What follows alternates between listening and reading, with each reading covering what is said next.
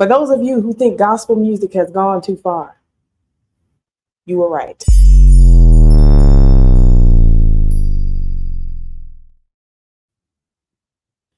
Welcome back to the channel, y'all. I am Miss Titus. Please excuse my tardiness. I was having some technical difficulties. Wasn't quite sure which direction I wanted to go, but we are here. Uh-oh, do y'all hear an echo?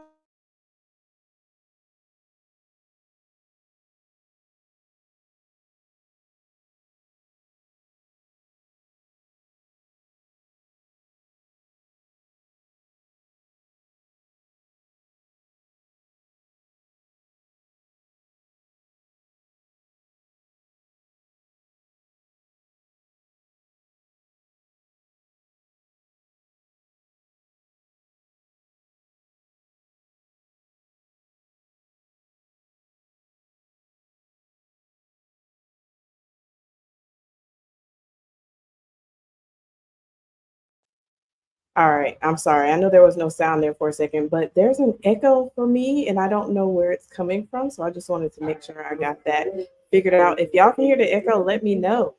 Because where is it coming from? Very, very interesting. It's not from Facebook. Kirk Franklin and them, they got their spies on over here trying to mess up my live stream. I'm just joking, y'all. I'm sure Kirk would be fine with me having this conversation. Okay, we're gonna go ahead and get this started here. Okay. I don't know why I'm hearing the echo. You can okay, so I'm not the only person who hears it.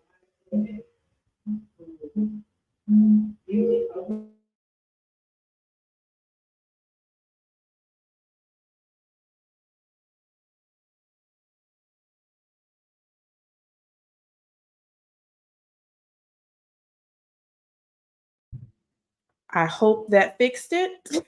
Y'all let me know. Okay, I think we're good now. I think we're good now. Okay, I'm so sorry, y'all. No, that didn't fix it. We're not good. I'm still hearing an echo.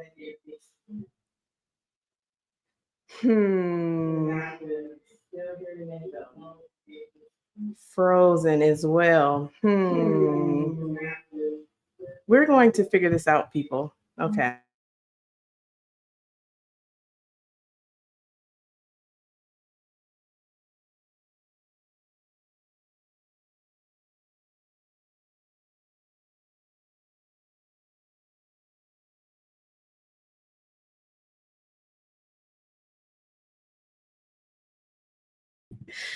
This is what happens when you come for Kirk Franklin. Apparently so.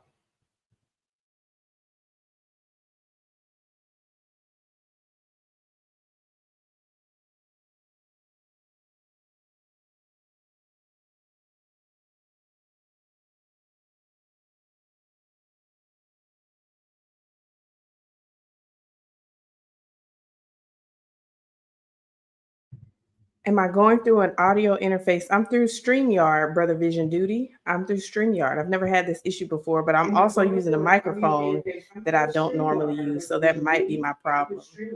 Might have to ditch the new mic for tonight.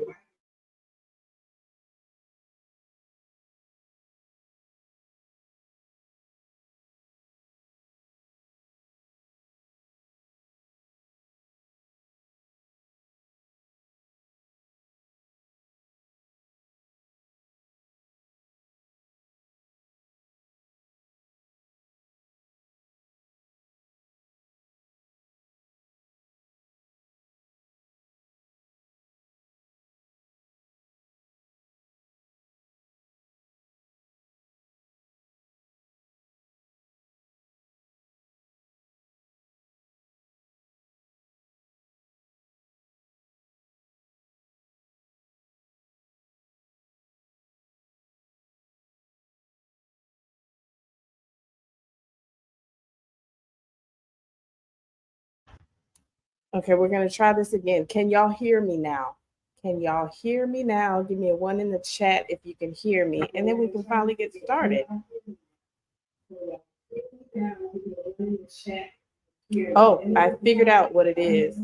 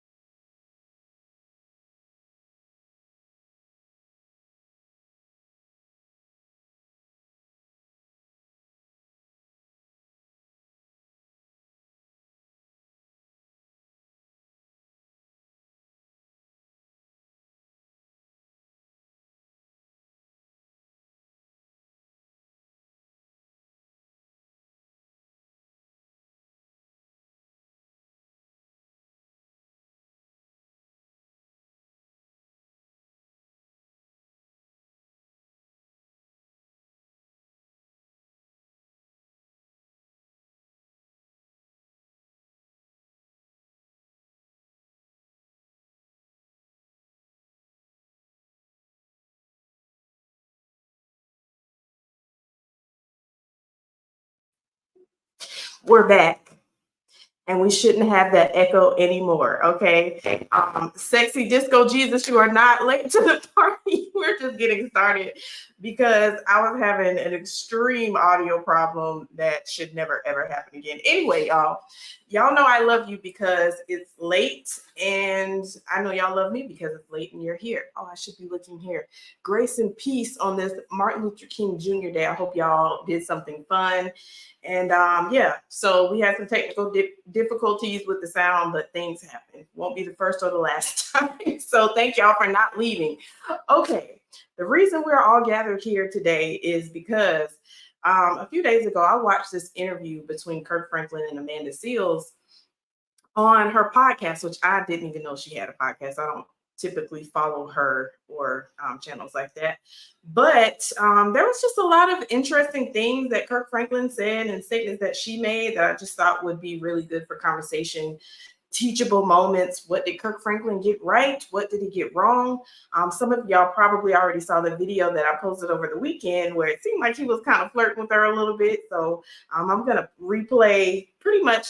We'll see how far we get in the time frame. I'm not going to stay up all night with y'all, but I don't know. We might hang out for a little bit. But I just wanted to go through this and just give my commentary, maybe go through a few scriptures that I think are helpful. And I do think this is a significant conversation because if y'all are talking to your friends and loved ones, coworkers and all that, you know, some of them are Christians, some of them are not.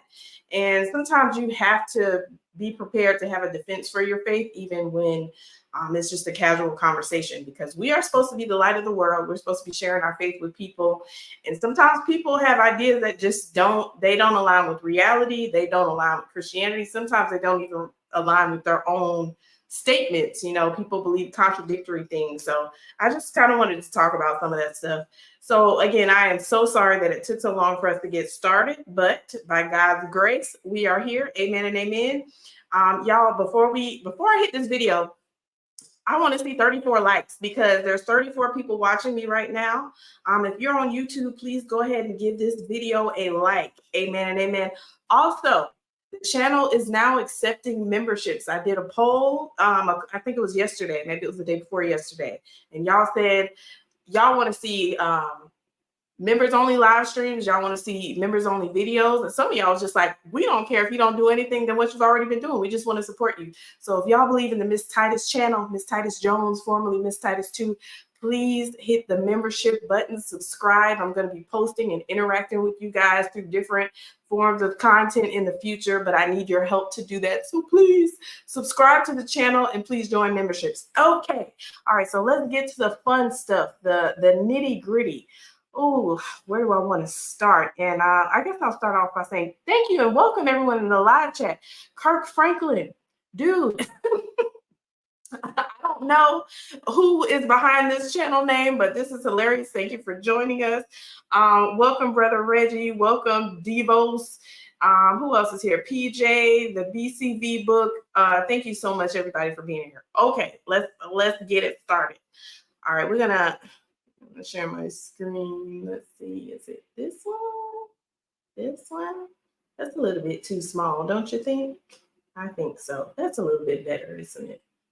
Okay, we started from the beginning, and I got it playing on. I'll do 1.5 speed starting off, just because I want y'all to at least be able to hear some of what's going on. Sound good?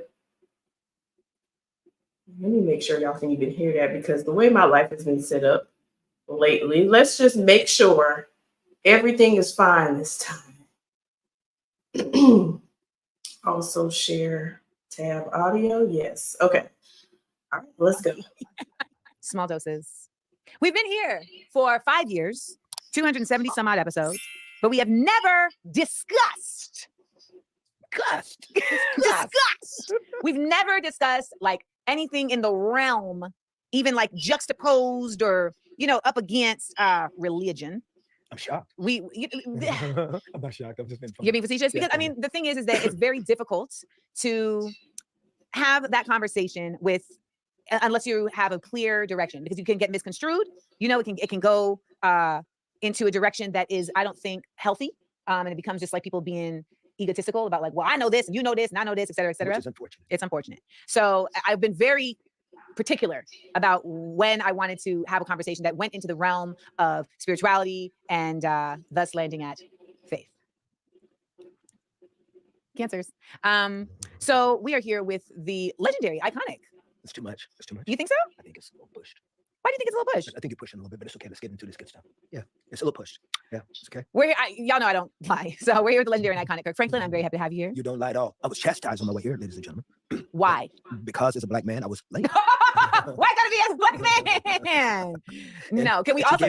She gave it to me. Listen, let me tell you something. I have been in this field for over 30 years. I want you to know that today was the first time in 30 years that I've ever had in my entire career. Really? Facts. A fellow creative. Correct you. No, not correct me. Take their belt off. Take their belt it's off. It's just because I have bass in my voice. And basically Denzel me in glory. Yeah. That is wildly that's what happened. offensive. Yeah, that's what happened. I did not Denzel you in glory. That's what you did. You Let me tell you what I did. But I'm happy to be here, scars and all. Let me tell you. I asked this brother, okay? I said, I know you serve an on-time God. But are you an on-time man? Because I lied and said, yes, I was. When I knew I was, but I was trying to impress her. She's Amanda. She's Amanda Skills. I was trying to impress her. Thank you. And I appreciate you. But the most impressive thing is honesty. Because what it meant was that I was scheduling things based on you and if you had said to me, I am not really an on-time person, I would have scheduled things differently. And I knew that today was a very jam-packed day, but I knew that we only had a small window of your time. I failed. No, you did not fail, but I want to let you know the context because what you also heard was disappointment because Jeremiah, like the Bible, that's literally his name. We were excited to have this combo. And at the same time, I also have to admit to you, even as a man, even as a happily married man, it was very powerful and very sexy. I don't want to hear that. Okay, it was. Okay. It was very powerful and very sexy. I don't want to hear it. And also because I mean, it was very powerful. Very it would be lovely. Okay, we'll go ahead and stop right there. I know I let that play for quite a while. So that was the topic of the video that I released this weekend.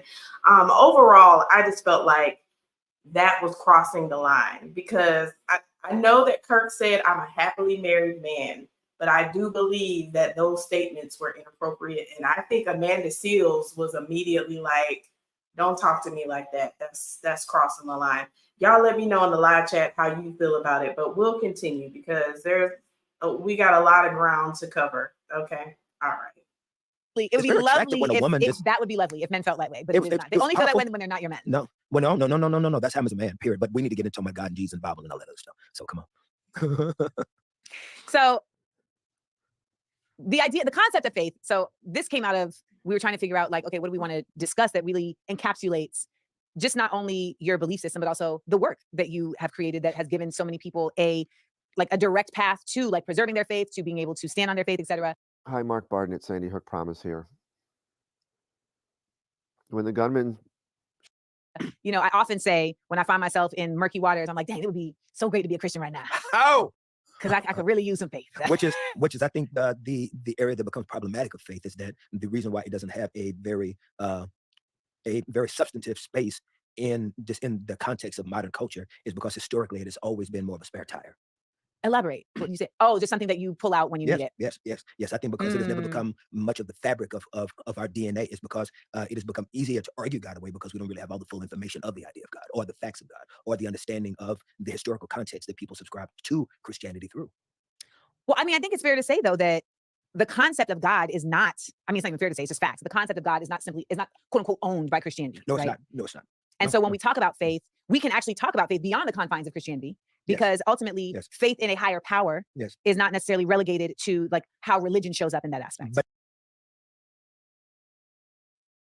All right, y'all let me know in the comments and those watching this later on, how would you respond if someone that you know and love said something like that? Well, I think she said Christianity is not, the idea of God or the concept of God is not purely a Christian thing. And she is right about that.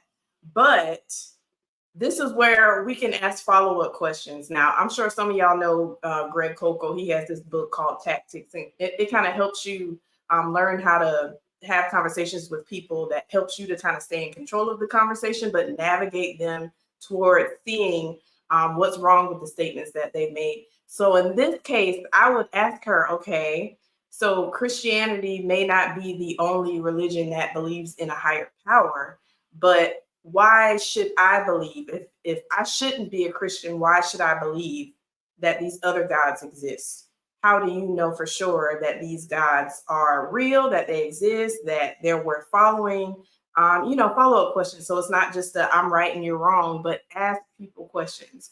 But okay, let's keep going. Let's keep going. But it's not always quantifiable without things that are more substantive, things that are more That's fair. fundamental. And I think that there is an academic, intellectual perspective to the idea of Christianity that often is misunderstood or Misused. or it gets lost in revisionist history. So, for me, so when we met, I forgot Which what was amazing. we did meet at Celebrity Squares. It was a good It was time. amazing. And I'm very I'm so sorry, y'all. I forgot that I had stopped sharing my screen. Let me try this again. I'll back up. I'm just sitting here watching. I'm like, y'all can't hear it. I'm all over the place tonight. Okay, we're going to get it together. Where they at? Where's the man there, Kirk? Hey, okay, go back. I'm going to go back. it has become easier to argue God away because we don't really have all the full information of the idea of God or the facts of God or the understanding of the historical context that people subscribe to Christianity through. well, I think it's fair to say though that the concept of God is not, it's not even fair to say, it's just facts. The concept of God is not quote unquote owned by Christianity. No, it's right? not. No, it's not. And so when we talk about faith, we can actually talk about faith beyond the confines of Christianity, because ultimately faith in a higher power is not necessarily relegated to like how religion shows up in that aspect. But it's not always quantifiable without things that are more substantive, things that are more fundamental. And I think that there is an academic, intellectual perspective to the idea of Christianity that often is misunderstood or misused or it gets lost in revisionist history. So, for me, so when we met, I forgot Which what was amazing. We did meet at Celebrity Squares. It was a good time. It was amazing. And I'm very impressed with this young lady. I appreciate being called young lady at 42. Well, I'm older than you, so I can. I won't lie to you. I look, anybody who's listening, you should watch the podcast because I currently look a solid 56. No, she don't. This look I'm giving today feels she's a young 56. Oh my goodness. She says Kirk Franklin is a horrible example of an apologist. Well, he has not even really gotten started in his apologetics commentary. It's quite interesting, but let's just let Kirk keep talking. But the dress was definitely giving preacher's daughter. That was the vibe. That was the vibe. Okay. I put on something else and I was like, oh no, you can't wear that. They're gonna be like, who'd you think you were interviewing? And I was like, you know what? Let me get respectful. I probably am starting too much shin, but Shin.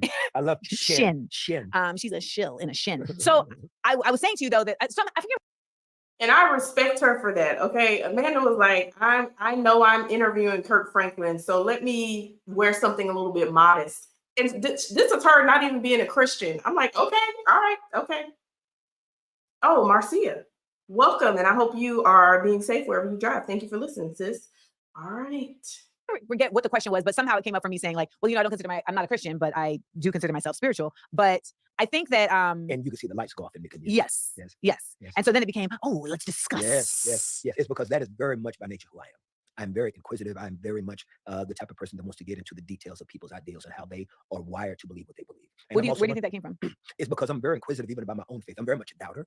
And so that's why I subscribe to my faith, because in the arguments, I have found enough evidence to believe, because I wanted to find a lot of reasons early on to not believe. It's that my faith began to be questioned. It's because, again, being African-American, it's already assumed that we matriculate to faith because of our culture, and especially in my era. There was an era that you were Christian because you went to church, that the church and your faith were they were sometimes synonymous, right? Yes. And that in itself becomes problematic. Why? Well, it's because just because you go to church doesn't mean you're actually subscribing to that. Just because you're in the garage doesn't make you a car. Fair. We see that all the time. Okay, that was true now. Because a lot of people be going to church and think that because they go to church, they're a Christian. So I appreciate Kirk Franklin for making that distinction. A lot of people go to church and are not Christians. Don't care about Christianity, don't read the Bible, don't care what's in the Bible, don't want to know God. And if that's you, I'm not trying to say that you're a bad person. I'm just saying that just going to church alone does not make you a Christian. Being baptized don't make you a Christian. Doing good things doesn't make you a Christian. Calling yourself a Christian in itself doesn't necessarily mean you're a Christian. All right. Okay. There's Thomas be a church, baby, and that's the devil. When she looked in the camera, she looked right in the camera. It's so good. Yeah. All the little nuances that you do is so good. I appreciate anyway, that. let me get back because I'm a fan. But I do think that in itself has become problematic for people of color, especially people of color, being able to intellectually argue the reasons why they believe what they believe. So everything stays on an emotional state. Yes. And so nothing becomes rooted in any type of space that you can intelligently argue the reasons of why. Also, a great point. Okay. A lot of us, and I used to be in this camp. I'm not saying I'm the greatest apologist, but I do love reading apologetics material. I was a Christian, and I do believe I was saved. I truly believe that the Lord saved me at a very young age. But at that point, my faith was just that. It was just faith that was not built on evidence. But the Bible talks about faith that is built on evidence. You should believe this because X, Y, Z. Even Paul said, if Christianity is not true, you should not be a Christian. Like we are the like the people who should be, you should feel sorry for us because if you're a Christian and Christ is not raised, you're still in your sins. But thank God we don't have a faith that can't be defended. We have a faith that can be defended. So I appreciate, again, Kirk, for saying that sadly, and I know this is not just the Black church. There's plenty of people throughout all different types of church communities who are just some of them are nominal Christians, meaning they're Christian in name only. And some people are Christians because they really have maybe had an experience with God and they really are trying to follow God. But if you were to ask them, like, what's the difference between Christianity, the worldview, or what the essentials of the faith are, something like that, they couldn't tell you. And so we have to, like, it's time for us we got to get out of that because the world is getting crazy. And if the church can't defend truth, reality, the truth of the resurrection and the scriptures, then we're just going to keep going in a really, really bad direction. So I just encourage pastors, laymen, whatever we can do to disciple the people in our churches so that we are not the ones that Kirk is talking about. We got to do that. James Booker, this is a good statement. He says, I would ask her what she means by spiritual. A lot of people say this, right? Well, I'm not a Christian, but I'm spiritual. What does that mean? She's going to explain exactly what she means coming up here. All right, let's get back to it.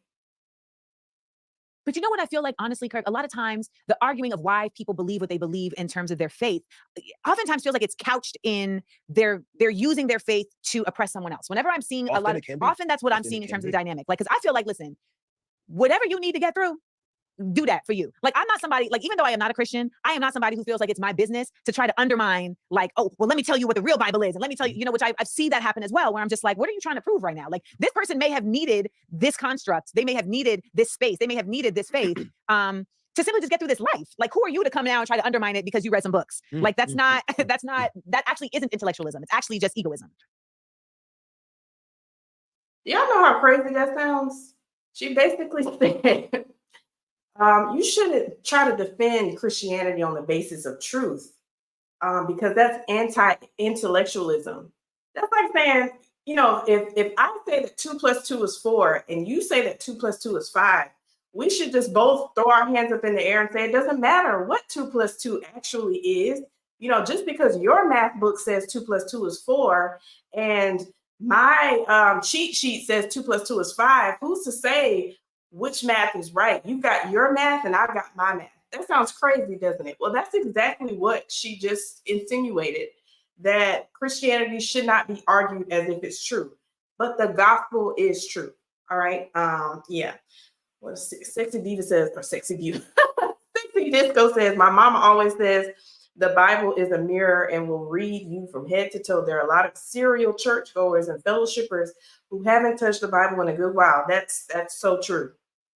I gotta change my camera so y'all can see my face. Okay. All right. I'm going back to Kirk and Amanda. Yes, it can be. And I think that what separates the conversation that we're having all has to do with motive and intent. Motive and intent, yes. Motive and intent must always be necessary when it comes to, for example, like I asked you downstairs because I felt bad for coming late, if I could take you to dinner. Now, I wanted to, is my motive and intent was really because I am a fan. Mm-hmm. I think that you are brilliant and smart, which is always intriguing for me because I want to ask a billion questions. But in my motives and intents, well, girl, let me take you down here to this Waffle House and go and get you, you know what I'm saying? I mean, you did say Roscoe's. It's not much better than Waffle House. Well, because it's supposed to be a joke and it didn't land well. Well, you are not a comedian. Well, you could have laughed and then pulled me to the side and say, next time. I don't know if it's a joke. You have to understand something about me. I take everything literal. I know you do. And I can see that. It is, and it's scary at times.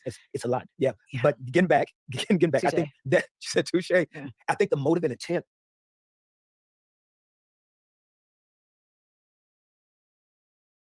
Now, y'all probably already know why I'm giving this face, because again, I would put that in the flirtation bucket. Okay. And I think that's not good for anybody. And you know what? I got a verse for that. let me see where did I put that verse? Okay, because even if this is innocent, it doesn't feel innocent. And she already told him, I'm like, stop flirting with me. Sorry, y'all. I got a little cough. I had a little bug a few weeks ago, and so the cough is lingering a little bit. But let me see if I can find this scripture that I had. I want to say it was in Proverbs. Yeah, there it goes. Who's that wonderful girl? Okay. Proverbs chapter 6. Let's get rid of Amanda and Kirk this time. Stop them. And let's share the other screen. See, let's share that. Okay. I don't know if y'all can see that. Okay, but this is Proverbs chapter 6. Okay, I'm going to start at verse 23. It says, for the commandment is a lamp and the teaching a light, and the reproofs of discipline are the way of life, to preserve you from the evil woman, from the smooth tongue of the adulteress. In this case, I almost feel like Kirk Franklin is the one with the smooth tongue here, right? But this is the verse that I really wanted to hone in on. Verse 25, it says, do not desire her beauty in your heart, and do not let her capture you with her eyelashes. So this is another thing that I pointed out in the video I posted this past weekend, that adultery starts in the heart. It doesn't start with the action. It starts up here. So we just have to be very careful about the thoughts that we let not just come into our mind, because we're humans. Sometimes you just don't think wild and crazy stuff that you shouldn't be thinking. But the Bible tells us what types of things to meditate on, things that are lovely, true, beautiful, good, kind, but you should not be meditating on sinful thoughts. Jesus said, whoever looks at a woman to lust after her has already committed adultery in their heart. So we got to be real careful with that kind of stuff. All right, capiche, capiche. Okay. Back to Kirk and Amanda. Right there. Right there. Okay. It's because as a Christian, I am going to want to have moments. Wait, can we just say what my response was to the dinner? She said, no, little. I did not say that. Because you took it very gracefully, and I appreciate that. Yeah, she said she's busy. She ain't got time to be going to dinner with people to go to church. The worst. So as a Christian, yes, my motive and intent at times will read through, and she's looking at her phone, that I'm going to want to have opportunities to share my faith, to see if it's something that can be of interest to someone, but it must be done with grace. It must be done with humility. It cannot be done with an authoritarian perspective. And I think that now that's 1 Peter 3:15. If you're going to share your faith, it should be with grace and humility. That's true. That's the bar. Okay, that's it. That's historically, these are the things that have been the crutches and the undermining of what real Christianity was always created to be. Is that there's this grace and this understanding when you fully understand who you were and what you were without this belief system. And so you lovingly present these ideas and truths to see if there can be something that someone may consider and believe. But even through, just a turn of enlightenment, and especially during the Jesus movement of the early 70s, the biggest tool that was used, that was weaponized, was come to Jesus so you don't go to hell. Yes. I mean, I remember someone telling me that in the 90s. It's scary. You need to go, Amanda, if you don't become Christian, you're going to go to hell. Yeah, and I was like, don't I have to believe in hell to go there? Wow. Okay. Do you have to believe in hell to go there? Y'all know what? I was talking about this video with a friend of mine the other day. And she said, there's these people out there called sovereign citizens. Some of y'all probably know some of these folks. I hope nobody watching me right now is a sovereign citizen. But these are the ones they're wrapped up in this. I don't even know what you call it, an organization. They feel like because they are so-called sovereign citizens, that if a cop pulls them over or if they have to go to court or something, like the cop shouldn't be able to give them a ticket or take them to jail because they are a sovereign citizen. Now, as much as they believe that, a lot of times when they go to court and try to fight these things, they are sadly mistaken in finding out that they are indeed going to get in trouble for whatever law it is that they have broken. So you don't have to believe in hell to go there. The question should be, does the evidence support that a place called hell exists? I don't know if y'all know this, but there's been studies on what's called near-death experiences. I've been listening to different people talk about this recently. Sean McDowell, he interviewed somebody on his channel a few days ago who was in that movie After Death.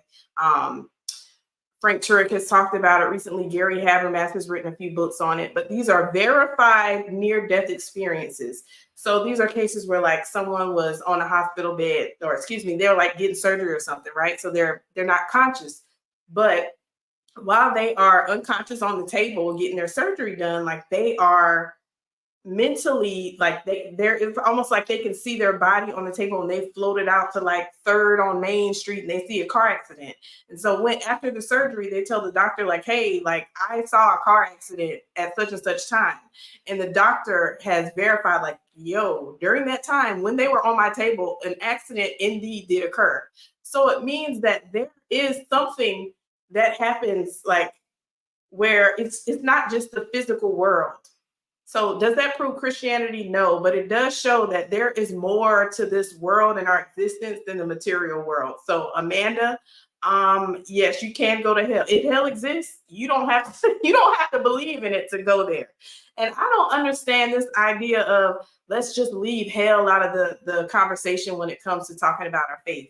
Hell is a real place. People should know about it. Now, hell is not the gospel. I understand the sentiment of you shouldn't tell people that the gospel is if you do good things you'll not go to, or you'll go to heaven. If you do bad things you'll go to hell. The gospel is about being reconciled to God through Jesus Christ, through the crucifixion, the resurrection, his sinless life, his deity. Those things reconcile us to God if we put our faith in him and in what he accomplished on the cross. But if you are not reconciled to God, you will go to hell. That is what the Bible says. And so if you want to just brush past that, like that's not an important factor, to me, something about that is very wrong. It's like, why would you tell someone not to participate in taking pharmaceuticals that can make you feel certain ways? Because bad things can happen to you. Why shouldn't you break the law? Because you can go to jail. You know, that's what happens if you do the wrong thing. So if you do not know Christ, if you are not reconciled to God, when you take your last breath, you will not go to heaven. You will indeed go to hell. Okay. Okay. I'm sorry. I had to say it. I had to say it. I hope that helps somebody. Hey, all right, there it is. Bam. and so, yeah, and I think that is what the issue is in general that makes Christianity look duplicitous. 10 points for Gryffindor for the use of duplicitous. Mhm. I find This is amazing. I want to, there is, okay, so we know that during slavery, Christianity was presented to Black folks doubt. in a No very doubt. specific way, No doubt. right? No doubt. So the slave Bible No was doubt. very lacking No doubt. in its totality. Yes. It was curated Yes. to create a certain type of person. Yes. And that person was someone that was forgiving, that Yes. was looking not at what they have here now, but Yes. looking to heaven. And so, Yes. this existence on Yes. earth was one that was supposed to be Yes. about just serving the best Yes. that you can, because you're really Mhm. the good time Yeah. is actually going to be later. You don't Yeah. got to worry about the good time right now. Yeah. And Serve the these white European- people. Serve these. And the European imageries of the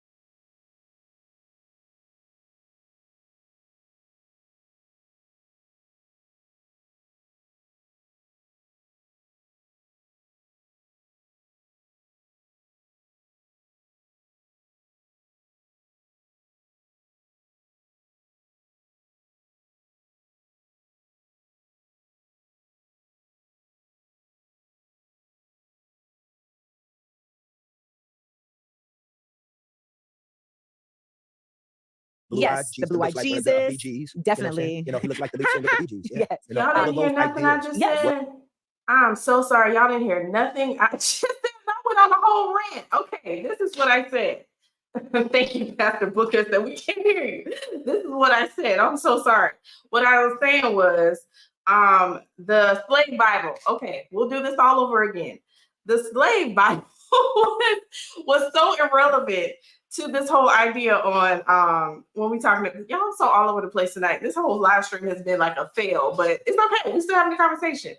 So we'll go here. What I was saying was the slave Bible was not even, most people didn't even have that. The slave Bible was only distributed to people in the West Indies, and it wasn't even available until like the last 3 years of slavery or before the emancipation. I can't remember the dates, but I think like, yeah, it was like right before slavery was ended through the Emancipation Proclamation. So anyway, so it was only in the West Indies. Most slaves in North America didn't even have it. And the reason why they even redacted the slave Bible was because of the Haitian Revolution. So the Haitian Revolution was when they pretty much cleaned house. And yeah, the Haitians was like, we're done with this, right? So anyway, the slave Bible is just, to me, just a horrible argument to say, oh, Black people, we had the slave Bible, when most of them did not have the slave Bible. Most of them never seen the slave Bible.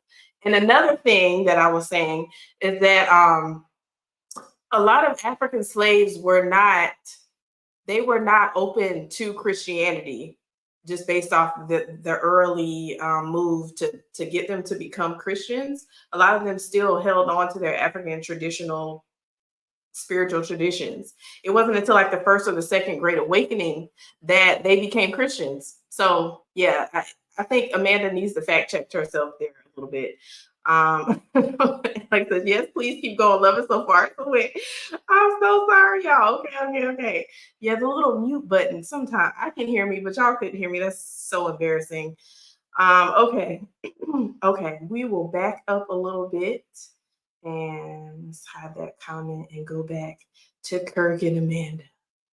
Okay. No doubt. In its totality. Yes. It was curated Yes. to create a certain type of person. Yes. And that person was someone that was forgiving, that Yes. was looking not at what they have here now, but Yes. looking to heaven. And so, Yes. you know, this existence Yeah. on earth was one that was supposed to be Yes. about just serving the best Yes. that you can, because you're really, the Mhm. good time Yeah. is actually going to be later. You don't Yeah. got to worry about the good time right now. Yeah. And Serve the these white European, people. Serve these. and the European imageries of the blue-eyed Yes, Jesus, the blue-eyed looks like one of the Bee Jesus, Gees. definitely. You know, he looks like the lead singer of the Bee Gees. Yeah. Yes. You know, all of those ideals Yes. were weapons. Yeah. So that being said, do we feel like there is a Christianity, there is a connection to faith that has to be intrinsically different for Black people in America than in just the general concept of Christianity as a whole? I think that more than that, there needs to be a deconstruction of what Christianity has been over the last several centuries when it comes to the West. Is that Western culture needs a new, Jesus needs a PR person. Jesus needs a PR person. Is because the evangelical movement has been trashed. It's been garbage. Not all evangelicals, but the evangelical movement. What would we, just for layman's terms, what would we consider to be the evangelical movement? Like, what is that indicative of? During the 50s, the 40s, 50s, and 60s, during the rise of the evangelical or the political right, we started to see where white Christians and politics began to be so much intrinsically involved, Attached, where it was very incestuous, right? Mhm. And so we had these issues where these neo-white ideals that were fabricated and they were packaged in evangelical white Christianity in America to. Y'all heard that right. The BCV, the book chapter verse says Jesus needs a what? He said Jesus. He said Jesus needs a PR person. Now I'm sorry, y'all. I would be afraid to say some mess like that. Okay. I would be looking like, Lord, you're gonna strike me down. Because what? Jesus does not need a PR person. Jesus, the gospel is what it is. So let's see. Vision Duty said the worst kind of coward stands with the enemy of those he or she claims to be a part of and agrees with their sinful and blasphemous critique. Yeah, so that stands for itself. Jesus needs a PR person. That's not like something Michael Todd has said in the past, right? We just got to preach the gospel. Okay, it's not our job to try to make it palatable. Now, I do think that we can try to make it we can do what we can to make it persuasive, but not at the expense of the truth of what it is. We can't change the message. We can present it in a nice, pretty way, but we can't change the meat of it. Okay, all right, okay. Y'all heard the man. To the point that even churches were silent on even issues of Jim Crow, civil rights, where even one of my heroes, Dr. Billy Graham, told Dr. King he was being too loud. And so Why was Billy Graham one of your heroes? it's because I loved his movement at the time of being able to welcome all people to hear the faith.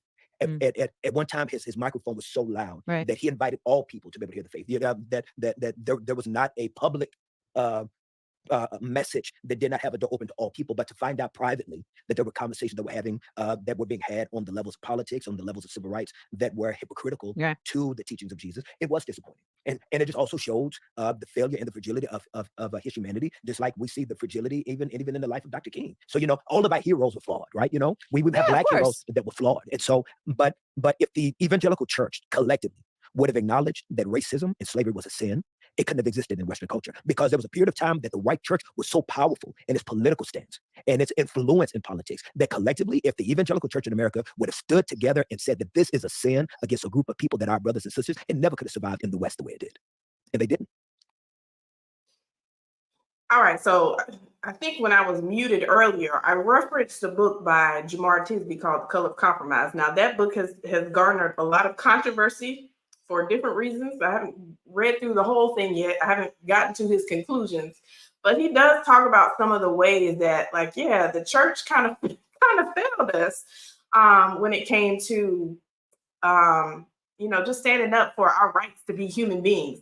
However, the reason that there is no longer slavery in the West is because of the church. Okay, it's because of the church. If it had not been for the church, slavery would not have gone nowhere. So as much as I hate some of the things that happened, and there was definitely a lot of mistakes made, but the Christian church literally led the abolitionist movement. So Kirk, I don't understand why he left that out. Help me understand. And they aren't. How does that apply to the LGBTQIA+ community? I think that it applies to all people that are human. Humans should be treated with a level of grace and love the way that Jesus would want them to be treated. Can you just say it one more time? Every human being should be treated with a level of grace, mercy, and love the way that Jesus would want to treat them. I do not believe in gay churches. I don't believe in white churches. I don't believe in Black churches. If you can't go to church and we got to have these side churches where people feel welcomed, right? It's a problem with the church. No, it's not. Okay. First of all, who is not letting people come to church? Because I go to a great church, and our church is not affirming. Meaning we do not affirm any type of relationships that God tells us that we should not affirm. But we do affirm people from all walks of life coming in. We want everyone to come. You don't have to be a Christian to go to church. And the church should welcome in visitors, even if they're not Christians. That's a great mission field. But we're not gonna pull William Murphy or Jamal Bryant or any of these other clowns who are calling themselves pastors and bishops and apostles, who are just, and I said clowns. We're not gonna do what they're doing and affirm what God calls sin. So if you're saying we got to change the gospel in order for people to feel comfortable at church, then they shouldn't feel comfortable. Why do you even want to come to church if you don't want to hear the truth of the gospel? That the problem in there. That is not the problem with the church. That's the problem with the person wanting to change the church to fit whatever their worldview is. That's really why slavery lasted so long. People they wanted a Jesus that was okay with slavery. That's not what the Bible says. And I'm glad that there was enough Christians to stand up and say, hey, you guys, the Bible does not justify enslaving fellow human beings against their will. That's not at all what the text is saying. So if you're going to let all these other sins walk in, then racism is on the table, slavery is on the table, all types of injustices are on the table. Okay, it appears as though I was not muted this time. So, okay, what y'all saying in the live chat? Pastor Booker says, why don't these hosts invite Jerome Gay, Eric Mason, Damon Richardson to defend Christianity? Kirk Franklin is not qualified.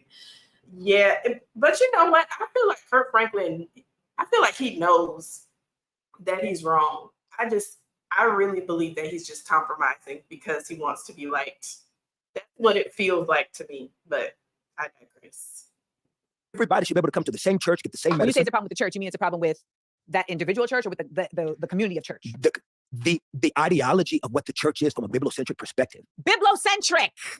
Never heard that word. Let me take you to Roscoe's. Anyway, I don't have time. I'm saying to you, This is petty, but I just felt like she was impressed by the word bibliocentric, and yet she thinks she's got Christianity figured out. What a shame.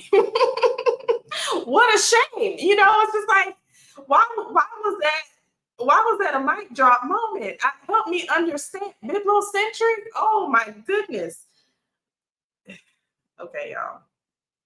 Okay. that this is so good, isn't it?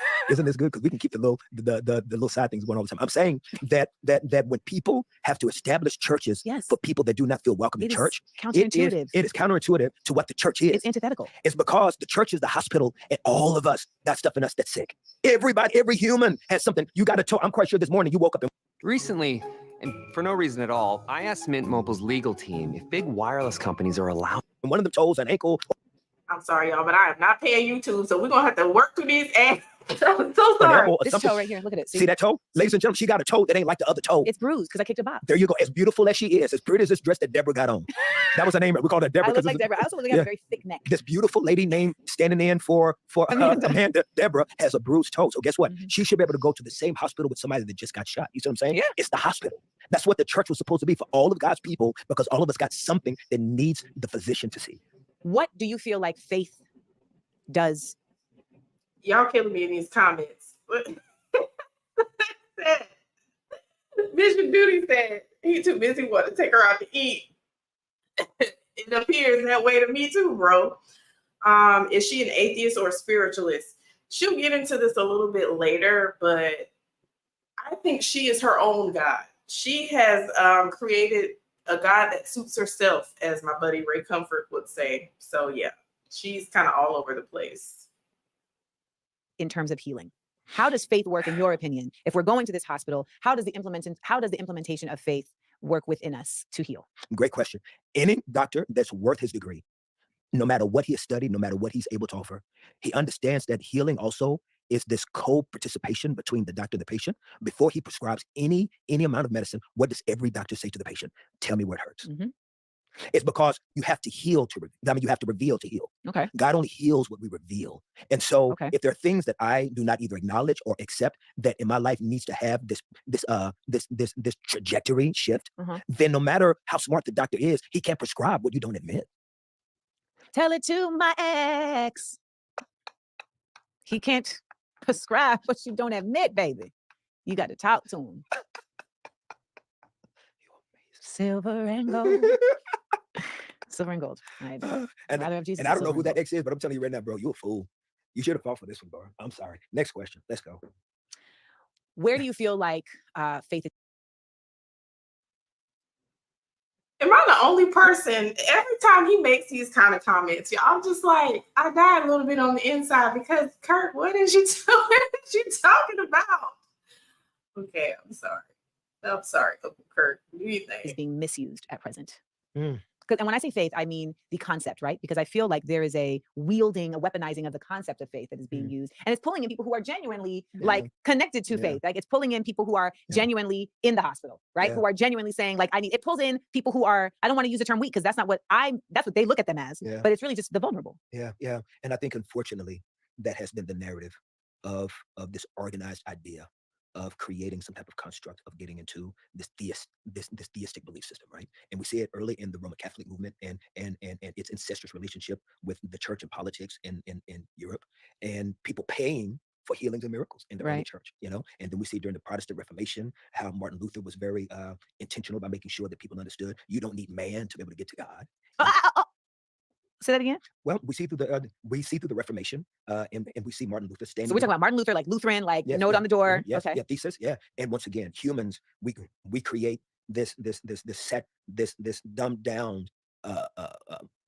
context of these bigger moments Yes. that were supposed to be for everyone, and then we create smaller movements Yes. from these bigger moments. Yes. And so, what happened at that moment was not supposed to be this whole new denomination or No? no, not. It was not supposed to be the move of the Martin. It was not supposed to be the birth of the Lutheran Church. Right. Yeah, There was yeah, supposed to be a It was a Protestant. It was a Protestant reshaping of that. There should be this door open to everybody right. that can rock with this guy. That we're saying that we think is dope. We believe there's enough evidence to show that he's God's kid, and it's not something that was just created at a council. through several people that had this belief system. It existed 400 years before Islam. It's something that we believe has enough contextualized truths that can point that there's enough academic information that we can believe and trust that this dude is who he said he is. Did he say he was God's kid? He said it. Yeah, he said it. And I know that there's Well, that's one thing Kirk Franklin got right in this conversation. Well, that's not the only thing. He did affirm that Jesus is the Son of God, which is a lot more than some of these other gospel celebrities or whatever would have been willing to do nowadays. So he got that right, but there's a lot of other stuff he didn't get right. Well, let's talk about it. That there are liberal schools of thought that believe that these writings were fabricated to say things that he may not have said, but we believe that there's enough manuscripts and there's enough historical documentation to support that. When you have, because see, remember, Jesus was not. This was another good point, the manuscript evidence. So one of the awesome things about our Bible is that we have so many manuscripts. Like, anyone who says the Bible has been tampered with really just does not understand how canonization works, because the Bible trumps all books from antiquity, manuscript wise. Like, first of all, these letters and the New Testament letters were written early. So within the first century of all this stuff happening, they've already got the papers down pat. Like, it's on paper, it's being distributed throughout the churches. Some of these other books from antiquity, like the Odyssey, and I can't even remember some of the other ones, but like, they're written hundreds of years after the person existed. Like Alexander the Great, like the first source for him was like 300 or 400 years after he lived. It's Julius Caesar, several hundred years after he lived. Jesus has people writing about him within decades of his life. So that mixed with, again, thousands, like we've got like 5,000 New Testament manuscripts. No one else got that. Y'all know what these other ancient texts got? Some of them have like 3 manuscripts, 5 manuscripts. Okay, so that was a W for Kirk. All right, let's go. Thank you, Kirk. Thanks, Uncle Kirk. The only person in the Middle East that was making claims at this time. In that ancient world, there were many people making claims of deity. So it's kind of like how like there's a lot of like MCs who make claims like, I'm the king of the South. Exactly. And then crucifixions were happening every day. They were happening all, 3 or 4 times a day. Jeez Louise. Yeah. But it was a modern way of penalizing crime. Right. And so if this was the landscape of the era that we were walking in this ancient time, thousands of years of Jewish belief systems were not being changed. You didn't see people changing their diets. You didn't see people changing the different type of clothes they wore, the different days that they worshipped on. This guy, this one guy in an era where it was paganistic. Rome was a pagan society at this time. And so all of these people now want to start being martyrs and are being willing to die. It's because Nero at the time, the ruler Nero, he was tarring people that considered themselves Christians and using them as streetlights. So 100 years, over 100 years before, almost 300 years before Constantine, you had people in that era that were proclaiming and professing to be Christians. Why was it so dangerous to him that why was the concept of Christianity so dangerous to Nero that he felt the need to make examples of its followers? And that's right.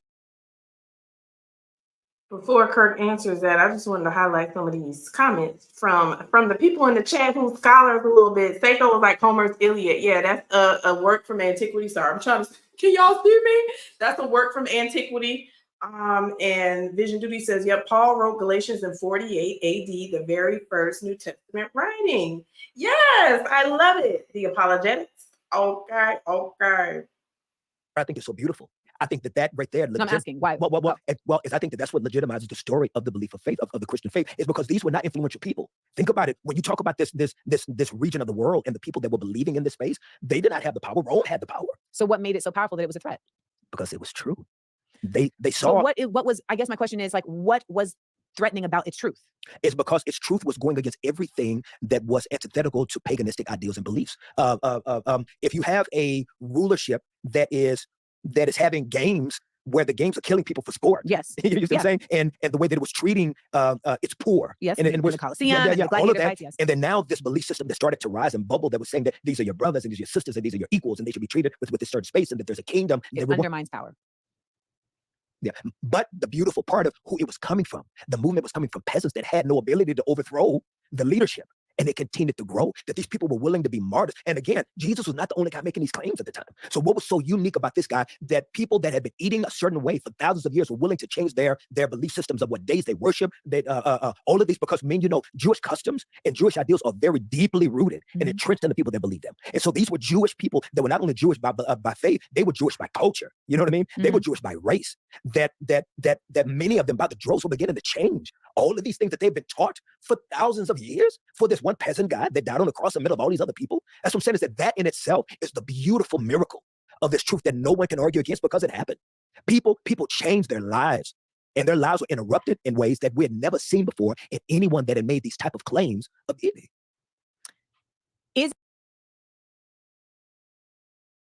All right, so Kirk went on a little church history tangent, and I felt like it was pretty good, and it was so good that I looked up an article on this. Is this it? Yeah. Let me show y'all this right quick. And I know it's gonna be like small because I haven't figured out quite how to do like Zoom and all that on here, so I do apologize. But I want to show you guys this article. It's called "How Did Christianity Prevail in Ancient Rome and What We Can Learn from It?" Because what he's responding to is this idea that Christianity it became a worldwide religion because Christians, I guess, bullied everyone into becoming Christians. And that's just not what happened. So there's this article. Let me see if I can find share screen. Let me see which one. How did Christianity prevail? I hope y'all can see that. I think y'all can see it. But this is about Sean McDowell. All right, there's a list. He says there are many factors that can help explain. Make that a little bit bigger. I'm sure there's a way to zoom in. Y'all, forgive my my ignorance on the tech stuff tonight, but okay, I'll just read it. Hopefully y'all can somewhat see it. There are many factors that can help explain the growth of Christianity, but as Hurtado points out in Destroyer of the Gods, so if y'all want to hear more about this, read more about this, get this book, Destroyer of the Gods. Christian distinctives must be taken into consideration as a piece of the puzzle. Consider a few Christian distinctives which are often taken for granted today. Oh, no, that's not where I want to go. That's not where I want to go. Is it? Okay, I think that is it. Okay. When people worship God, Christians claim they should withdraw from worshiping the gods of their families, cities, and peoples. The exclusivist stance of Christianity was so offensive that Christians were often labeled atheists. Christians emphasize that there is one transcendent God who passionately loves his people and can be related to personally. Pagans often spoke of the love of God towards humans in terms of philia, which indicates friendship, but Christians spoke of God with the Greek term agape, which connotes a deep love and firm commitment to the loved one. Christianity was a bookish religion. Like Jews, Christians read scripture publicly, produced voluminous numbers of texts, and committed remarkable resources to copying and disseminating them widely. In fact, in their eagerness to disseminate scripture, Christians were at the leading edge of book technology of the 2nd and 3rd centuries. Christianity uniquely linked religious beliefs with ethical living. As a result, Christians were on the leading edge of overturning popular practices in ancient Rome, such as infant exposure, gladiator battles. That's one of the things Kirk mentioned.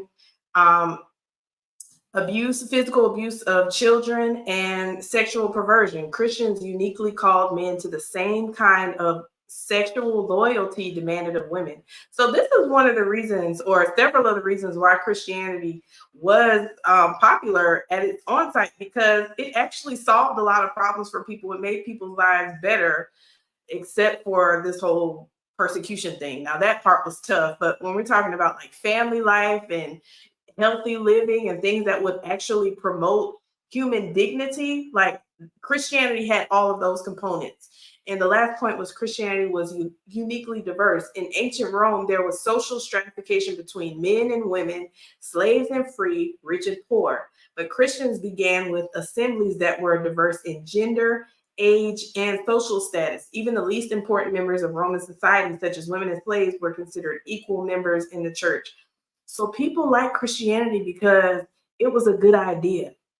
Okay, it was not forced on folks. People wanted this. Like infant exposure, that are talked about in here. I don't know if y'all know how awful that is, but in the Roman Empire, they would, if they didn't want their babies, they would just leave them out in the woods or on the top of a building and just let them burn to death, or let wild animals come eat them, or let some, some random person could just take these kids and do whatever they wanted to do with them.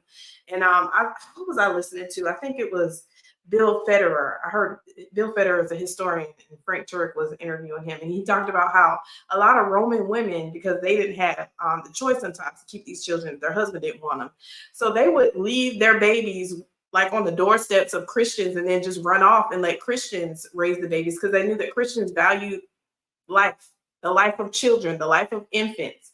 So Christianity was a really, really good idea back then and still today. So yeah, Kirk made some really good points there. All right, let me bring them back on the screen. Okay. All right, we're getting somewhere. Is it fair to suggest that there have, okay, walk with me on this. I'm going to walk with you in your house shoes.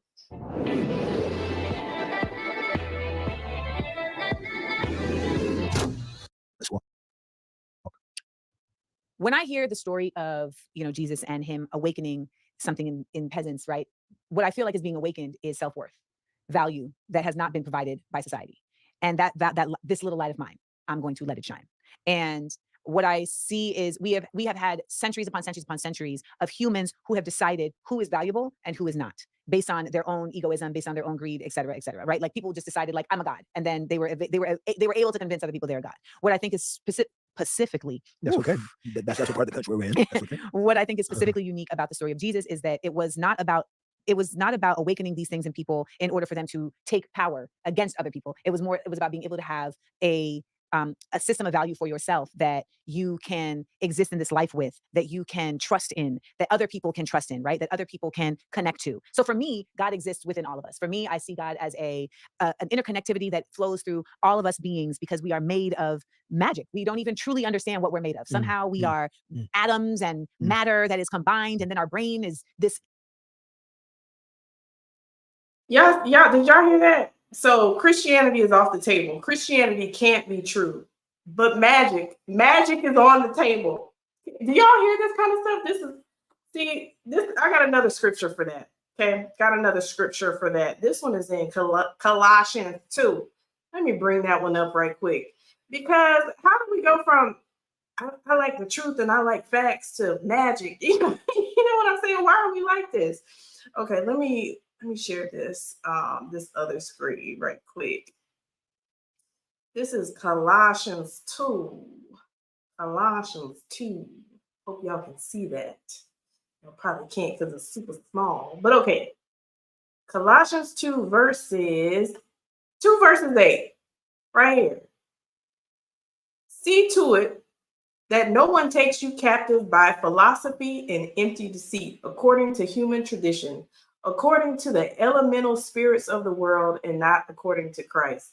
I don't know if people understand or realize this, but a lot of times the further you get away from Christianity and truth, you get away from just common sense. Because again, why is the resurrection, which is something that's well documented throughout history, why is that not something that Amanda is willing to really research and consider seriously, but magic is on the table? Help me understand. Honestly, I don't want to understand, because that's just ridiculous, but that's where we are. All right, let's get back to the video.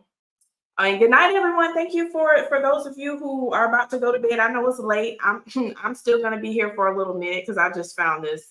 This is just good stuff. But yeah, so let's get back into intricate machine that is still not fully understood, and we give off energy. Like humans physically give off, and we combust, right? We combust. That's why when people come into a room, you can feel like, what's this, right? And so that energy to me is God, for me, Amanda. And that is why the connectivity of each other is so important, because we are a higher power that is moving beyond just our consciousness. It's moving outside of us all the time. So when I hear you speak so fervently and so honestly about, what Jesus has been able to awaken in people, I don't think that there aren't other people that have come through this expanse of time that have, I do think there are other people who have come through this expanse of time who have been able to do that for people, right? Like, and I don't think it has been at the same, maybe not at the same level, maybe not the same effect.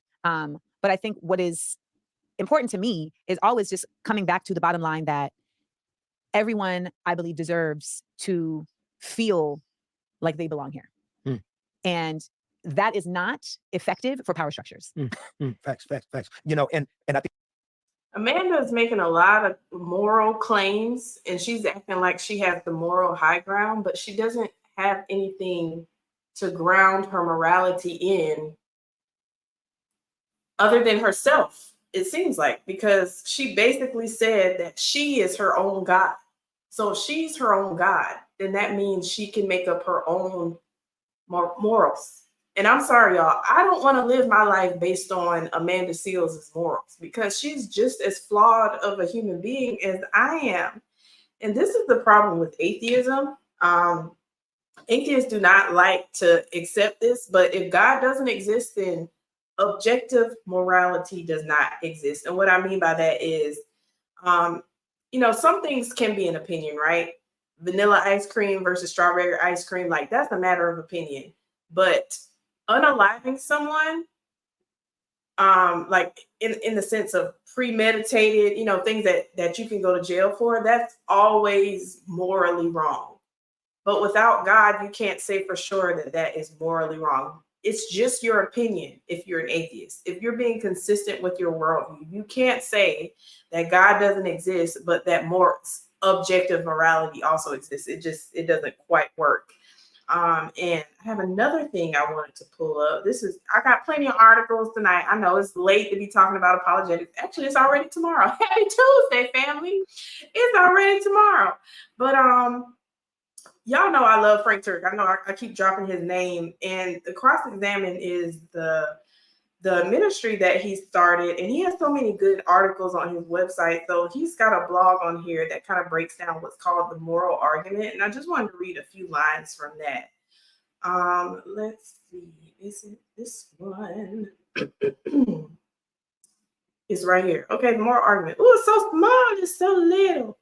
I'm gonna learn how to Zoom one of these days, but right now, maybe if I put myself in the corner, then okay. All right, so it's called the moral argument for the existence of God. I'll also drop this one in the live chat here in just a second. Okay, so the moral argument for the existence of God refers to the claim that God is needed to provide a coherent ontological foundation for the existence of objective moral values and duties.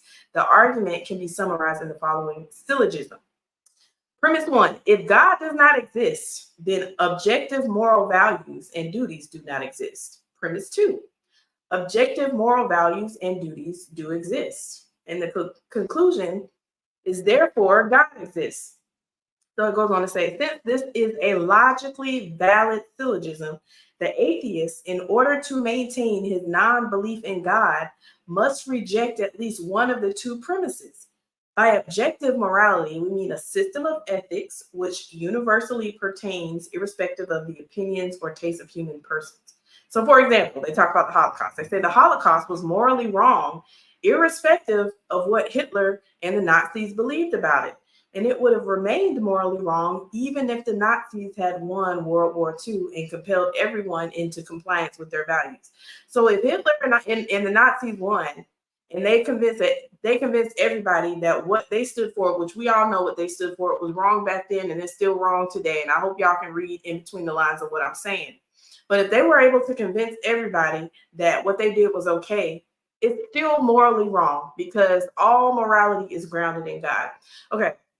The article goes on to say this view, known in philosophy as moral realism, contrasts with moral relativism, which maintains that no one is objectively correct or incorrect with respect to their moral values and judgments. That kind of sounds like what Amanda Seals is into, even though she said she's spiritual, but she kind of almost sounds like an atheist in a sense, but I don't think she's an atheist. Anyway, okay, so it goes on to say most people want to uphold premise 2 of the moral argument. So premise 2 again was objective moral values and duties do exist. So most people will acknowledge that objective moral values exist. After all, if there are no objective ethics, then who is to say that Hitler was objectively morally wrong? Humans have an intuitive sense of right and wrong. The moral argument requires only that at least some actions are objectively right or wrong. So, torturing children for pleasure is objectively morally wrong. I hope we can all agree on that. Premise one relates to the perfect standard against which everything else is measured. God, being the only morally perfect being, is the standard against which all other things are judged. Moreover, in the absence of theism, nobody has been able to conceive of a defensible grounding for moral values. Now, if y'all want to read the rest of it, I'm going to go ahead and drop this in the comments section because I do think this is really good stuff. But at the end of the day, if you don't have, without God, once you throw God away, then you don't have any reason to call anything good or bad. It's all just your opinion. And I'm sorry, if you look at the opinions of just, I don't know, a group of people, a small group of people, you're going to get a whole bunch of different ideas on what things are good and what things are bad. So I personally am glad that humans aren't the ones who decide ultimately what is right and what is wrong, especially humans like Miss Amanda Seals, because I don't know if y'all saw this on Twitter a couple weeks ago. She kind of, I'm not gonna say she got canceled, but she got a lot of backlash for being anti-Semitic because she is anti-Semitic. I mean, there's no other way to say that. And so yeah, she deserved that backlash. So it's like, if you think it's okay to harm people just because they exist, then you're not someone I want to be taking my moral cues from. But that's another whole conversation. Okay, we're gonna get back to the video. Think that both can be true at the same time. As I believe that two statements that I would say is that, once again, he was not the only one making these claims at the time. But was he the only one actually doing the thing?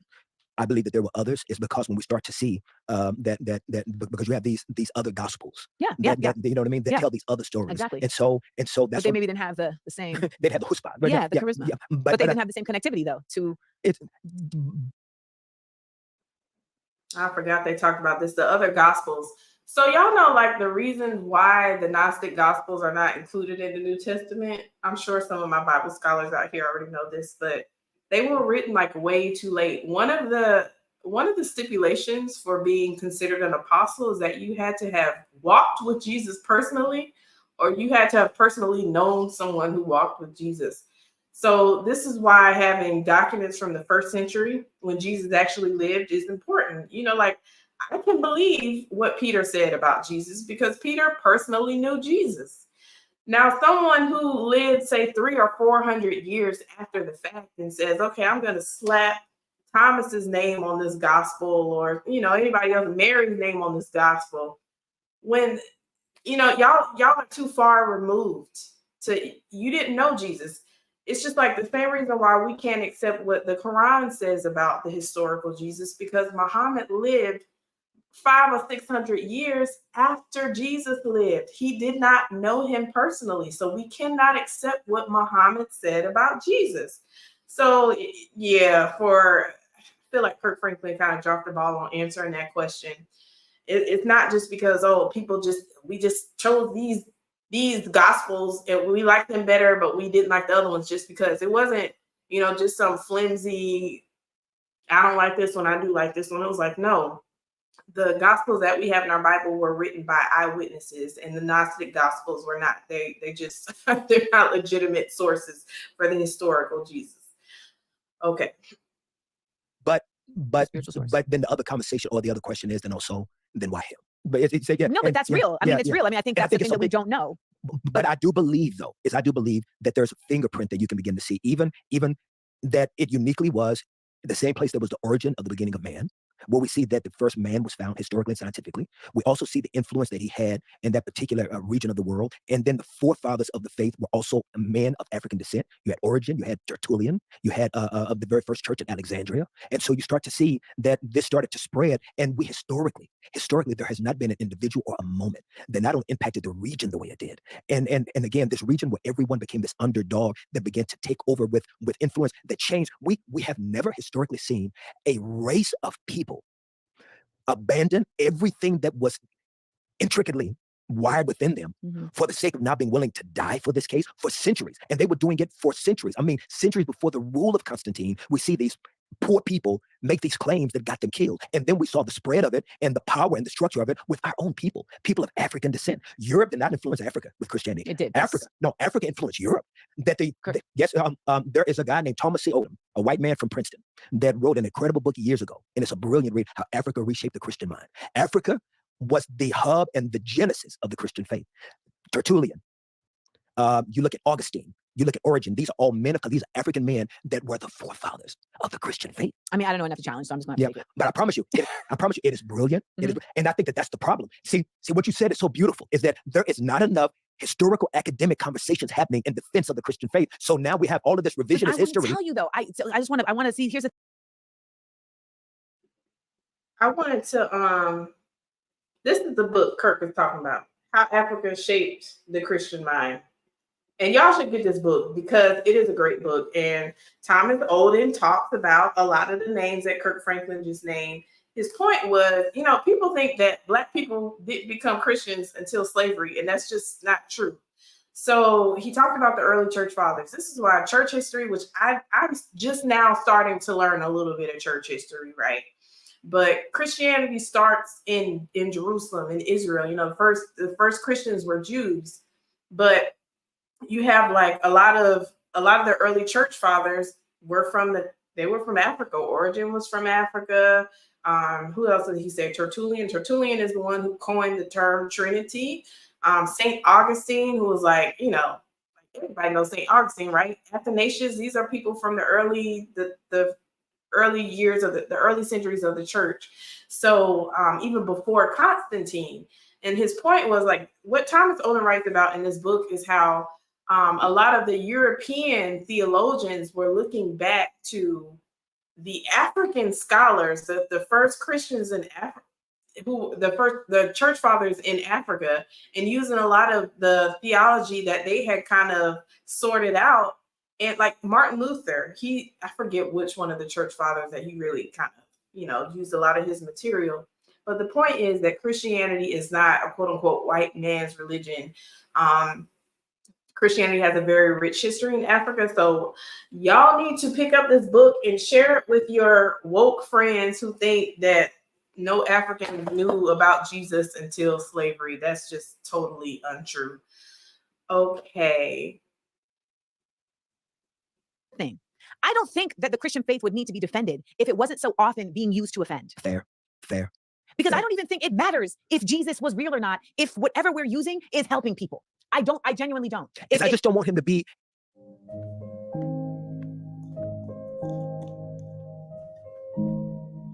I just don't want him to be limited.